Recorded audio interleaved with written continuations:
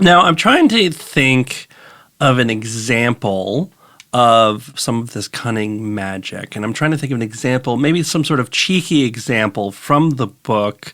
Oh, I know. Can you tell me about buttocks bread? You knew I was going to ask. You knew it. Well, it was either that or the fish, and I'm glad you went for buttocks bread, to be honest.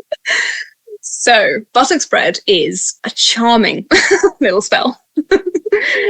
It's a love spell where you're essentially trying to get somebody's attention. Say you've seen somebody in the street, you think they're absolutely gorgeous, but they're not giving you the eye at all. So what do? You could try going up and talking to them. If that doesn't work, then you could, try showing that you're a really great person in some way. And one way that you could do that is, for example, by making them a meal, or at least making them a nice sandwich. But if you're really keen on encouraging somebody to like you, and you don't think that your sandwich fillings are that good, you can make buttocks bread to go with it. And that is where you make some dough, you put it on a table, and then you use your buttocks to knead it. And this will transfer some of your essence, physical and spiritual, into the bread.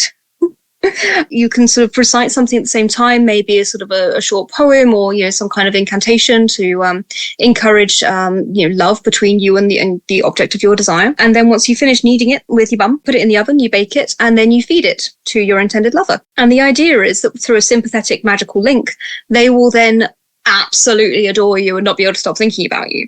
This was common as far as we can tell. There's instances of it, I think, from the 15th century. It goes all the way up. I think it's recorded in some 19th century texts even, as a method that people were still using in the countryside in England to encourage love between two people who had fallen out of love, or to encourage new relationships. And sometimes also the buttocks bread would actually be shaped into the shape of a pair of buttocks. Of course, yeah. So that you really, you just in case the message wasn't getting across that you like someone, you can just really put that in their minds. It's almost kind of a butt selfie for back in the day.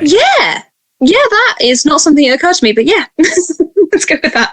If I had a top 5 list of people from history that I could meet, I'd have to think that in that top 5, I would want to meet whoever it was that came up with buttocks bread the first time. Right? Was it somebody playing a trick on somebody? Was it someone who really felt that this was going to work?